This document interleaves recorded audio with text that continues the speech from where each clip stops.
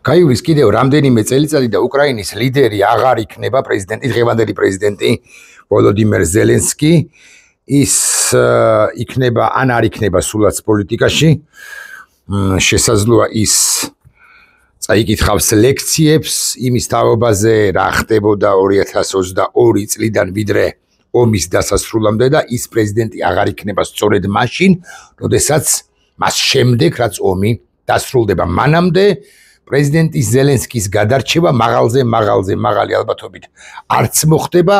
იცით თქვენ, რომ შეერთებული შტატებიდანაც კი აღარ ისმის მოთხოვნა იმის თაობაზე, რომ უკრაინის არასრულ ტერიტორიაზე ჩატარდეს არჩევნები და ასე მაგალითად გენერალმა ზალუჟნიმ ან სხვა რომელიმე პირმა ჩაანაცვლოს პრეზიდენტი ზელენსკი. მოკლედ, მაღალი ალბათობით პრეზიდენტი ზელენსკი შეინარჩუნებს თანამდებობას სწორედაც რომ ომის დასრულებამდე და მე უკვე ლექციებს წაიკითხავს, ისაუბრებს თემაზე, რა კონკრეტული გადაწყვეტილებები მიიღო 22-ში, 23-ში, 24-ში, 24-ის მაისში თუ 23-ის აპრილში, 25-ის, ასე მაგალითად აპრილში თუ მარტში, ხო? ეს კარგად დავიმახსოვროთ და ჩვენ რა გვეშველება ამასობაში რა ურთიერთობაში ვიქნებით იმ ხანად უკვე ასე უნდა გითხრათ გამარჯვებულ უკრაინასთან. გამარჯვებულ უკრაინასთან, იმიტომ რომ ჩემი აღქმით, ჩემი პერსონალური დამოკიდებულებით კი არა აზრით და არა მხოლოდ ჩემი აზრით და ასე შემდეგ,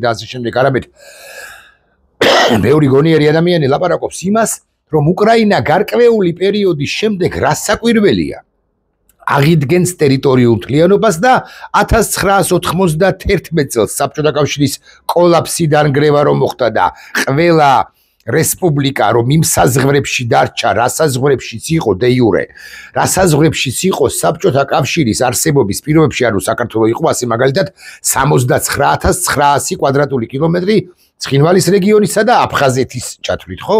იმ საზღვრებში დარჩება, იმიტომ რომ 91 წელს ეს საზღვრები იყო აღიარებული.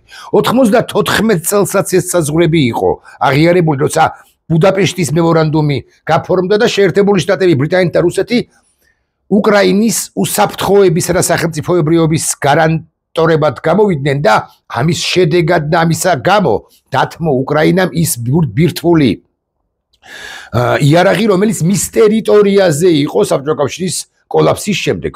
და ჩემი აზრით ასე მოხდება, მაგრამ რომც არ მოხდეს ეს, აი წარმოვიდგინოთ, რომ უკრაინა გადარჩა, რა საკვირველია, კიევი, ლვოვი, სუმი, ხარკოვი, დნეპროპეტროვსკი, სხვა ქალაქებია, მაგრამ აი ყირიმში კი ვერ შევიდა, ყირიმსა და დონბასში კი ვერ შევიდა, ხერსონი თუნდაც დაკარგა, მაგრამ ზაპოროჟიე კი შეინარჩუნა.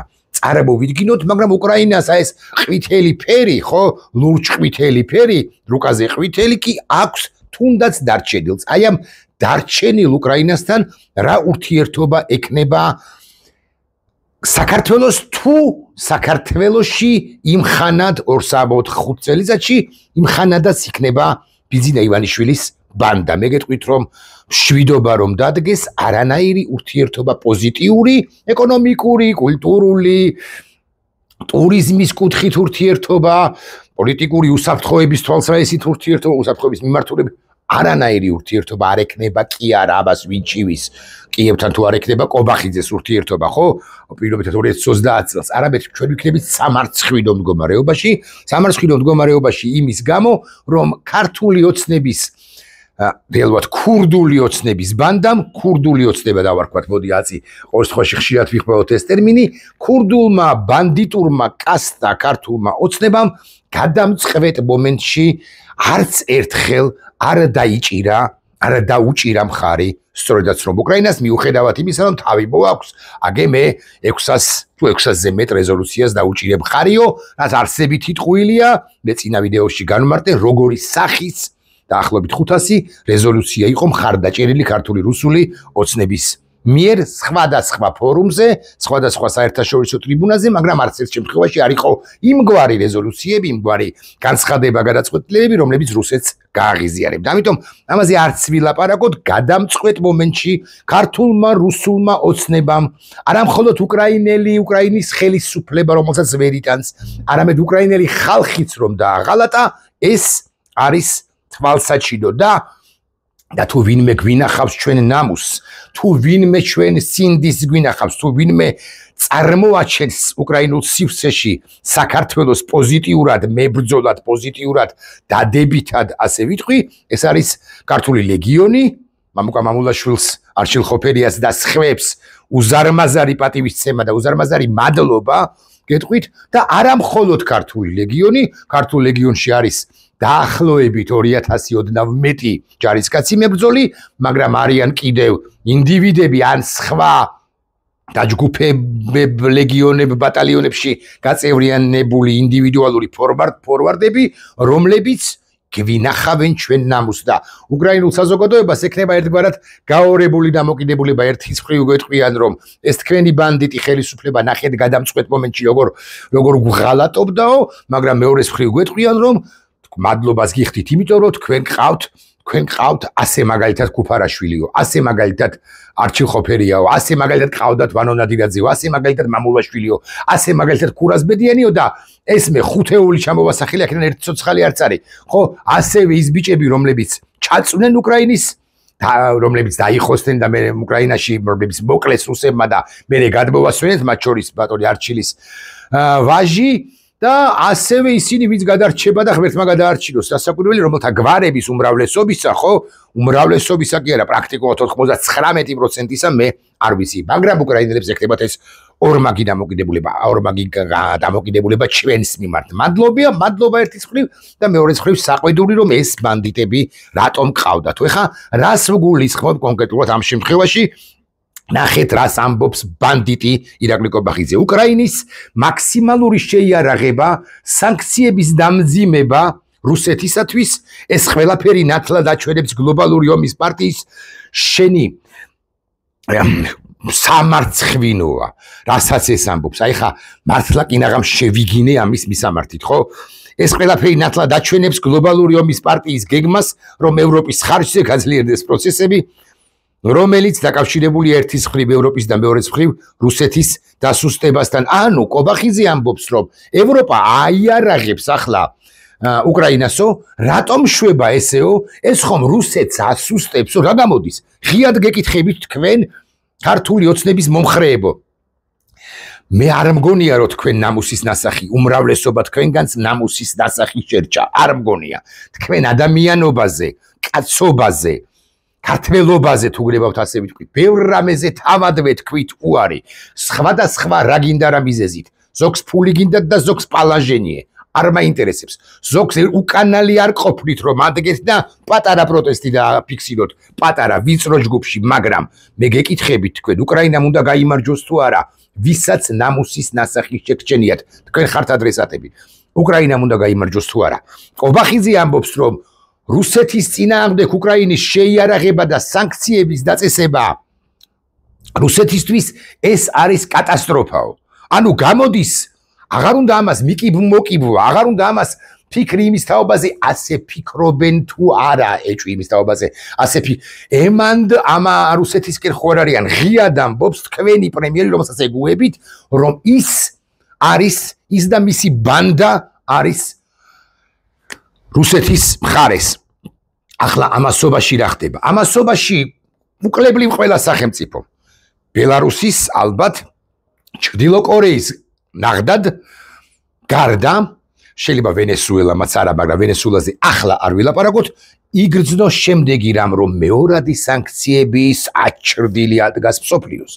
მეორადი სანქციების აჩრდილი რომ ადგას მსოფლიოს და რომ უყადაღებენ რუსეთს და რუსეთთან ვინც ვაჭრობს იმ ქვეყნებს ქონებას ან შესაძლებლობას არ მისცემენ ვაჭრობისა დასავლეთთან ან დაუწესებენ ტარიფებს 100%-იანსო ტრამპი ამბობს 500%-იანიო ამბობს ლინცი გრემი მოკლედ ამ ქვეყნებს რო შეეხებიან ამან გადააწყო მთელი მსოფლიო და ასე მაგალითად უყურეთ რა ხდება ინდოეთი აცხადებს რომ სრულიად ჩაანაცვლებს სხვა ქვეყნებით სანქცირებული რუსული ნავთობის იმპორტს. ინდოეთი დავმარცხლო, ინდოეთი ვეება სახელმწიფო 2 მილიარდი დაახლოებით მოქალაქე აცხადებს რომ სრულიად ჩაანაცვლებს სხვა ქვეყნებით სანქცირებული რუსული ნავთობის იმპორტს. საქართველო ამას არ აცხადებს, საქართველო ვაჭრობს წელის განმავლობაში რუსეთთან ნავთობით იმის რასაც ინდოეთი ვაჭრობს ერთ დღეში, საქართველოს ვაჭრობს პირველ თვეში 100 დღეში, 365 დღეში, ხო? საქართველოს ამას არ აცხადებს. საქართველოს დე ფაქტო მართველს ფეხებზე ჰკიდია საკუთარი თავიც, ფეხებზე ჰკიდია თავისუფლებაც, ფეხებზე ჰკიდია, არა ფეხებზე საკუთარი თავი არ ჰკიდია, უბრალოდ დებილია და ვერ ჭრეთს რა მოხდება, ხო? უკაცრავად ამ სიტყვისთვის. ირანი და ჩინეთიც კი ეძებენ ამერიკასთან და ევროპასთან დაალაგების გზებს შესანიშნავად ხდება ჩინეთიც კი. ვება ჩინეთი ასევე დაახლოებით 2 მილიონიანი მოსახლეობით 2 მილიარდიანი მოსახლეობით ინდოეთზე 2 მილიონი ხო არ თქვი 2 მილიარდიანი იქ 2 მილიარდიანი ჩინეთში ნახეთ რა მხელაა ხო ისინი შესანიშნავად ხვდებიან რომ თუ ამერიკის შეერთებული შტატები გავეშდა გაბრაზდა შესაბამისად ის დაიწყებს კისრის მოგრეხვას უკლებლივ ყველასთვის ვინც რუსეთთან ამაღებ მიცემობით არის დაკავებული არ დამავიწყდეს ამასობაში სანქციების მე-18 პაკეტი მზად არის. თამარა ნუცუბიძესთან შევიხედოთ თქვენი სნებართვით, შევიჭყიდოთ ჩემს მეგობართან ნუცუ. თამარ ნუცუბიძე, რომელიც მუშაობს ევროპაში. მეგობრებო, აბოდიში ეს ხო რამეა? შეთანხმება რუსეთისთვის სანქციების მე-18 პაკეტზე, ანუ სრული კონსენსუსი ევროკავშირის სივრცეში.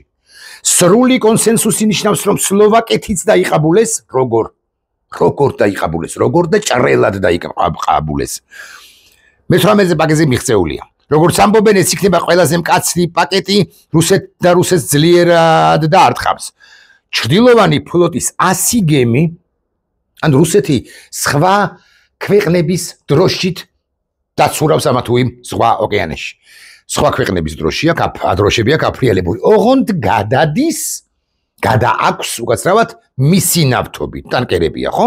გადააქვს. და 100 გემი, 22 რუსული ბანკი, Nord Stream 1 და 2 საკრძალვა სამუდამოდ და ნავთობის ფასის ზღვრის დაწევა. რუსეთს ნაანგარიშებია, კირაკი კობახიძე ჭკვასუსს მიმართავ. რუსეთს საკუთარი ბიუჯეტი ნაანგარიშები აქვს, არ მინდა შემეშალოს, მაგრამ თუ არ ვწდები $60-ზე.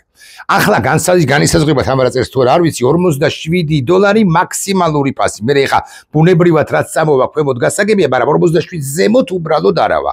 ანუ ეს არის მოღრჩობის, რუსეთის მოღრჩობის პოლიტიკა სტრატეგია და ამ აბასთუმნის უღრანებში გაგიჟებულ მოღრიალე ივანიშვილს მართლა რის იმედია ყოღონს თქვენი გადაყოლიებაც უნდა რომ იცოდეთ.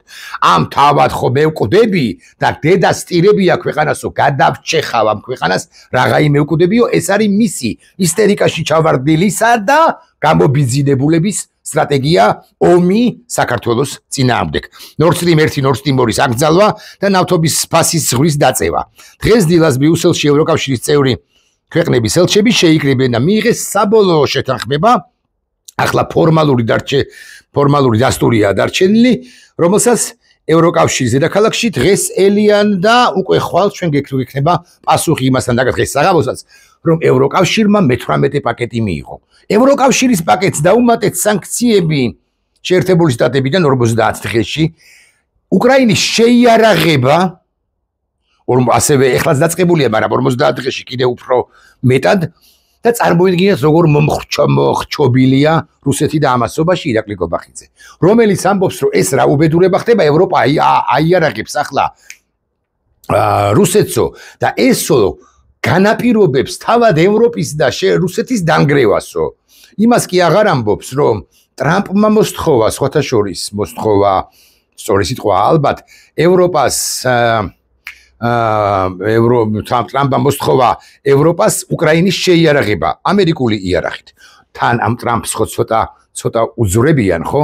და ეუნებიან, არა, თქვენ Deep State თუ დაამარცხებთ, მომენტ კარგი იქნება, მაგრამ თუ ვერ დაამარცხებთ, არც არაფერი არ შეცვლა ჩვენთან იმართება. ანუ მამათი თვის Deep State-ის დამარცხება არის თუ ტრამპი იქიდან მიხეილ ყაველაშვილს ხელს კი არ აუწევს, რაც არ აუწევი, არამედ მივა და ხელს ჩამოვართმევს, რაც არ მოხდება.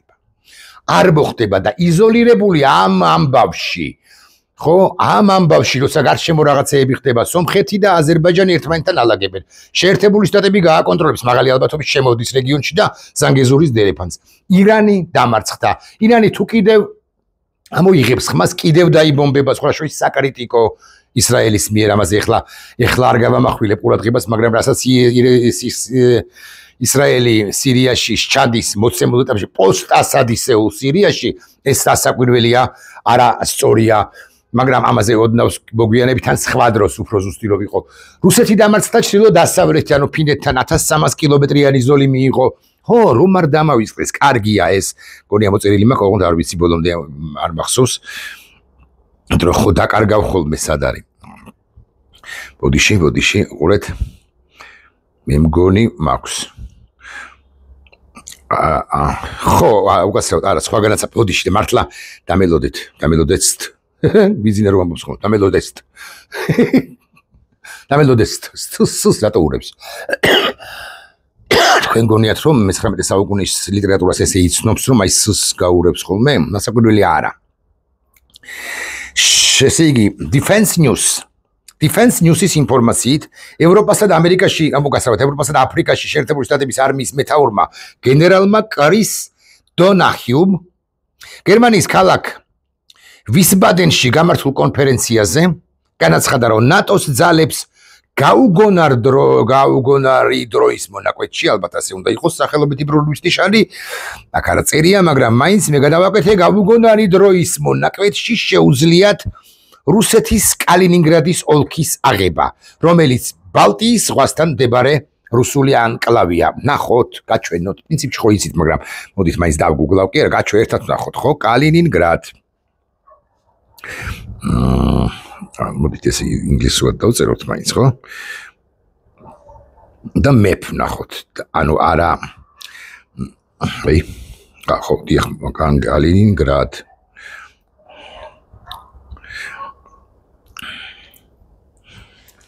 რუსულადაც არის და ინგლისურადაც. უყურეთ, ნახეთ, არ ვიცი, როგორ დავაჩვენო. აი ხა რასაც ვაახლოვებ, ეს გრინგის ფოტოს მიშლის მეორე მხრივ, ხო? აი ეს არის კალინინგრადი, რომელიც გადის ბალტიის ზღვაზე, რომლის ჩრდილოეთით მეზობელი არის ესე იგი ლიტვა და აქეთ ქვემოთ პოლონეთი და სადაც რუსებს სურთ კავშირის დამყარება თუ პატარა მონაკვეთში ლიეტუვაში, ანუ ნატოს სახელმწიფოში და პატარა მონაკვეთში პოლონეთში შეიჭრებიან ბელარუსის მხრიდან. ეს არის სუვალკის დერეფანი. და სუვალკის დერეფანში თუ შევლენ, უნდათ რომ გააკონტროლონ ის აკონტროლებენ ისედაც, მაგრამ სახმელეთოს საკავშირი დაამყარონ იმასთან, რაც მათი ჰგონიათ, მაგრამ ნატოს ხომ არ სცინავს, ესეც ხო კარგად გესმით. ახ ბიჭო, სხვა თემაზე გადავედი ამ ახშობაში. ესეც ხო კარგად მესის, ნატოს და დასავლეთს ხო არ სცინავს და უმალ სადაზვერვო ინფორმაციის გათვალისწინებით, უმალ ამერიკელები და დასავლელები აიღებენ კალინინგრადს და ამოასუნთქებენ იმ გაუბედურებულ მოქალაქეებს, რომლებიც ცხოვრობენ ამ რეგიონში რუსეთისა, ვიდრე რუსეთს მისცემენ შესაძლებლობას იქ შესვლის. არა, რუსეთსაც არ სცინავსო, იტყვის კობახიძე აბრაზლი კაცი, მაგრამ შეუდარებელია, წარმოუდგენელია.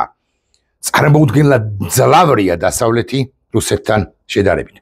აი ახლა გეკითხებით, სირცხვილია თუ არა, ვუბრუნდები პირველ თემას, სირცხვილია თუ არა, რაც გააკეთა, რაც თქვა კიდევ ერთხელ და საკმაოდ კაფიოდ ირაკლი კობახიძე.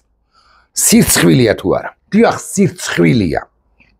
იმიტომ რომ გაივლის წლები, ზელენსკი აღარ იქნება პრეზიდენტი, სხვა ვინმე იქნება.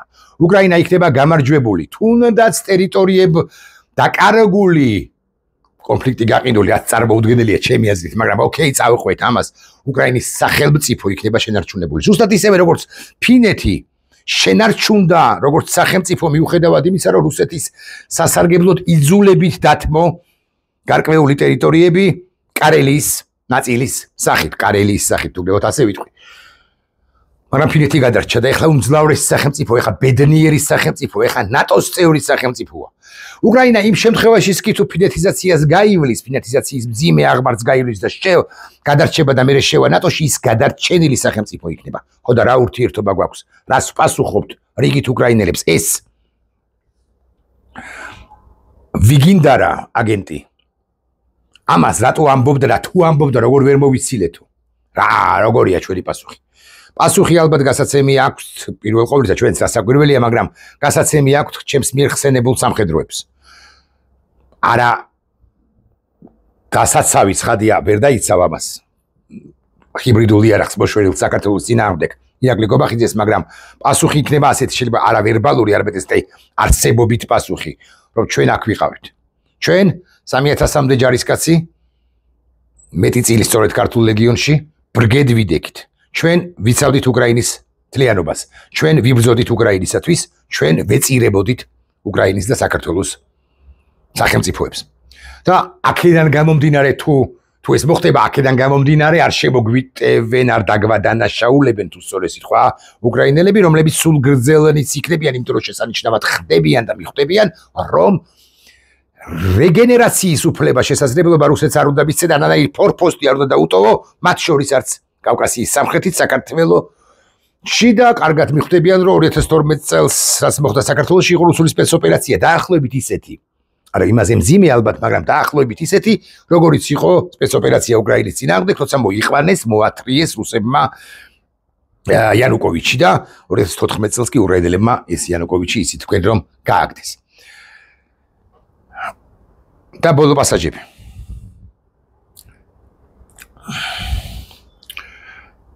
მადლობა მეომრებს, რომლებიც იბრძვიან საქართველოსთვის და უკრაინისათვის.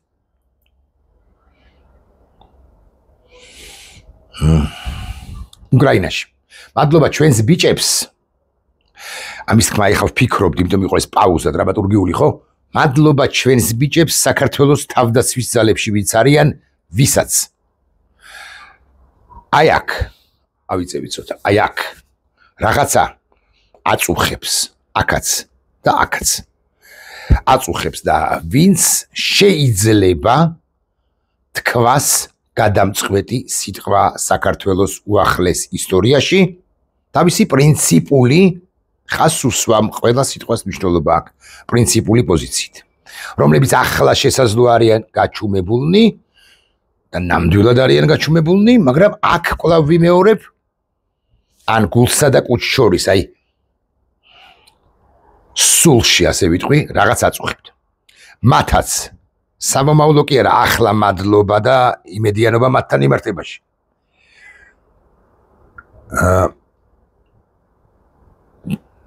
ასია ეს. და კიდევ რაღაცის თქვა მინდოდა. ხო, ამ ბიჭებზე თავდაცვის უწყებაში ახლა მყოფებზე მინდოდა მეთქვა, რომ მათმა ნაწილმა შესანიშნავად იცის, რომ მათი თანამებრძოლების გვერდით შეიძლებოდა აღმოჩენილიყო ნებისმიერი მათგანი იმ თანამებრძოლების გვერდით, რომლებთან ერთადაც იყვნენ 2008-ში და ახლაც შეიძლებოდა აღმოჩენილიყვნენ გარემოებების დამთხევის თუ გარემოებათა გამო. ანუ აღმოჩენილიყვნენ უკრაინაში. მე ვიცი, რომ ესენი საქართველოში მყოფები იმათ უკრაინაში მყოფებს არ მიატოვებენ. მე ვიცი, რომ ამერიკაში მყოფები ქართველი მეომრები, რამდენიმეს ვიცნობ, არ მიატოვებენ. მე აქ მაინც და მაინც ფიზიკურ ხარში დგომასაც გულისხმობს ხადია, მაგრამ აი ესე აი კონცეპტუალურ მხარდაჭერას გულისხმობ. ისინი არ მიატოვებენ მეომრებს, რომლებიც არიან ეხლა უკრაინაში. შეუძლებელია კუფარაშვილის მიტოვება. შეუძლებელია მამულაშვილის მიტოვება. შეუძლებელია გიბოდიშეთ ბატონო არჩილ. ძალიან დიდი ბოდიში. მე მგონია რომ თქვენ ალბათ მოусმენთ ამ ვიდეოს, რომც არ მოусმინოთ, შეიძლება მინდოდეს კიდეც რომ არ მოусმინოთ, იმიტომ რომ ბოდიშის თქმა მიწევს, მაგრამ რაღა არსებობს ალბათობა იმისა რომ მოусმინოთ, კი არა, მოისმინეთ და გიბოდიშებთ. მე დარწმუნებული ვარ, რომ ჩვენ არ უნდა მივატოვოთ და არ მივატოვებთ არჩილ ხოფერიას, კაცს, რომელმაც შვილი დაკარგა. ჩვენ არ მივატოვებთ ანწუხელიზის სულს, ასე უნდა ვთქვა. და არა მხოლოდ ერთი გიორგი ანწუხელიზისა, არამედ ყველა იმ მეომარისა, ვინც 2008-ში იბრძოდა საქართველოს საერთაშორისო მისიებში, საქართველოს მონაწილეობდა საერთაშორისო მისიებში, იქაც იბრძოდა და დაიღუპა, მათ სულებს არ მივატოვებთ, ასევე უკრაინაში დაღუპულთა სულებს და ცოცხალთა სულებს არ მივატოვებთ. მხოლოდ ნაბიჯვარი რას იტყვის? ჩვენ თუ ვერ გავცემთ პასუხს, ისტორია გასცემს და ისტორია შემოულაწუნებს. მაგრამ არა ვარ დარწმუნებული იმასთან დაკავშირებით, რომ გადმოვხედავთ სასტიკ ანგარიშწორებას ირაკლი გობახიძის მიმართ, ამიტომ იქნება და მოვახერხოთ და ჩვენ კი არ შემოულაწუნოთ, არამედ დავანარცხოთ ის დინგით მიწაზე. ნახვამდის.